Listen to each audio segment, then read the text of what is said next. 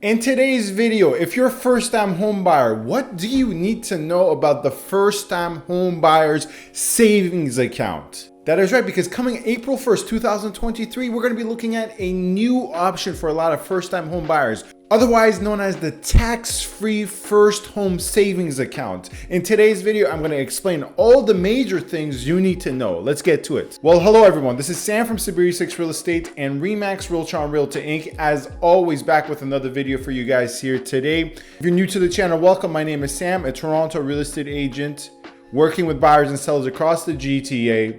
On this channel, we like to discuss all things with regards to Toronto real estate and GTA real estate market news, market facts, market trends, buyer advice, seller advice, building reviews, pre-construction previews, and so much more. So if you find this type of content informative or enjoyable, feel free to subscribe and give this video a like. It will really help with the channel. And furthermore, you can find my contact information on the screen and in the description box. Feel free to get in touch with me with any questions you may have. So if you were not aware, there is indeed a first-time home buyer savings account coming to the country of Canada, obviously with regards to this channel where we mainly cover the Toronto and GTA real estate markets. In this video, I'm not going to tell you what I actually think of this account, whether I think it's a good idea, whether I think it's a bad idea. I'm just going to give you the facts. I'm just going to convey the facts about the account, the contribution limit, the eligibility, things you should know, what the account even really is, just the facts and the details. Nothing about what I think of it. Maybe I'll save that for a future video. But a lot of people are actually in the dark about this and didn't know such a thing was on its way. It was initially announced in 2022 in the budget, and most likely based on my research, you will see banks start to roll out their version of this first-time homebuyer savings account, which is a tax-free savings account, starting April 1st of 2023. According to the government website, rules governing this new tax-free savings account, as aforementioned, will be effective starting April 1st, 2023. Now, the formal name of the account is the FHSA, otherwise known as the First Home Savings Account, but in this video, I'll interchangeably call it the First-Time Homebuyer Savings Account, the First Home Savings Account, or the tax-free First-Time Homebuyer Savings Account. It all obviously refers to the same thing. Now, you can think of the FHSA, the First Home Savings Account, essentially as a mix of the RRSP and a TFSA. Much like an RRSP, your contributions here are tax deductible. So if you are a first-time homebuyer and eligible under the definition of a first-time homebuyer, your contributions to this FHSA, the First-Time Homebuyer Savings Account, can be deducted from your income taxes. Now, where the combination of the TFSA comes into play with this FHSA is wherein the withdrawals from this first-time homebuyer savings account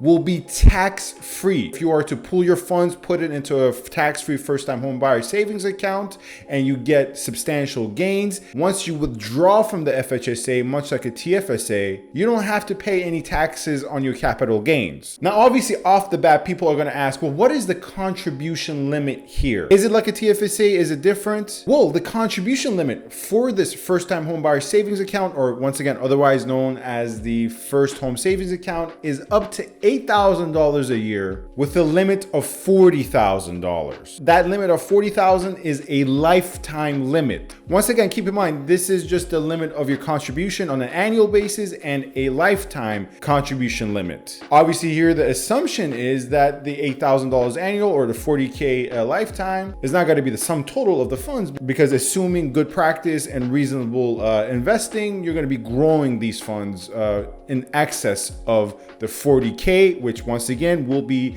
tax-free when you withdraw, free of any capital gains. Now, this contribution limit is transferable to the following year if you do not meet the maximum contribution limit. So for example, let's say in year one of you opening your FHSA, you only decide to contribute $3,000. So you have $5,000 to go to meet the limit, and you cannot contribute that additional $5,000. So you do not meet the limit for 2023. You only contribute $3,000.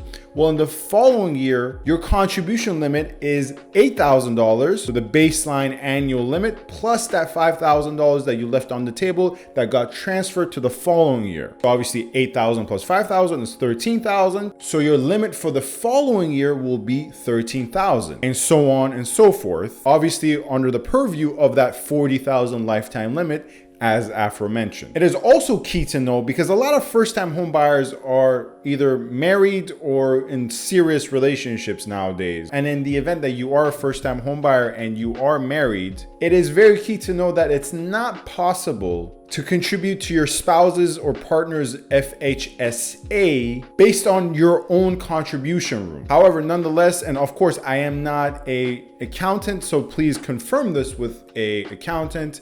But to the best of my knowledge and what I can find, you can always put forth a gift of a sum total of money or a spousal loan with which your spouse can use to contribute to their own FHSA. But once again, confirm that for a fact with a registered accountant. Now, another question is, where can I hold this FHSA? Is it like a TFSA? Can I hold it in equities, in qualified investments? And as per the Canada website, yes, indeed, you are able to hold this FHSA account in a, let's say, stocks account. So you are indeed able to hold a broad range of goods and equities, mutual funds, publicly traded securities, government bonds in your FHSA. Now, how many of these tax-free first-time home buyer savings accounts are you actually allowed to hold? Well, much like a TFSA, once again, you can hold as many as you want across a wide array of financial institutions,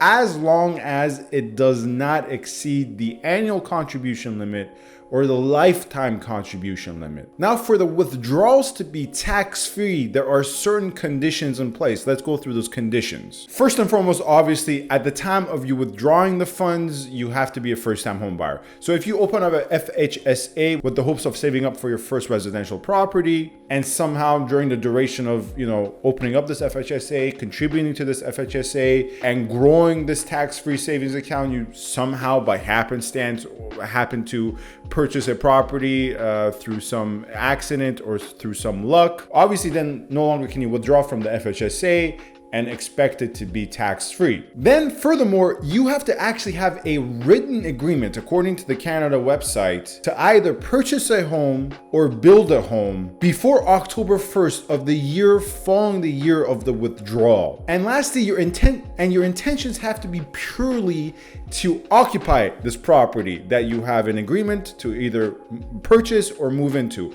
It is not applicable insofar as I could determine from the Canada website and other sources for investment properties. Withdrawals that do not meet these conditions will obviously count towards your income, and as a result will no longer be tax-free in nature. Now, all of this is very new. This is what you have to understand. Like the FHSA, we're at the forefront of it. It hasn't come into effect yet. As I said, it's going to be effective April 1st. You can expect financial institutions to already have waiting lists or maybe roll out their interpretation of the FHSA starting April 1st, May 1st. So a lot of things are still vague and a lot of details haven't been ironed out. So please do not take this video to be the exhaustive explanation, because I'm sure once this FHSA comes out in a year from now, we're going to know a lot more about it. And in practice, a lot more practical advice could be imparted onto first-time home buyers.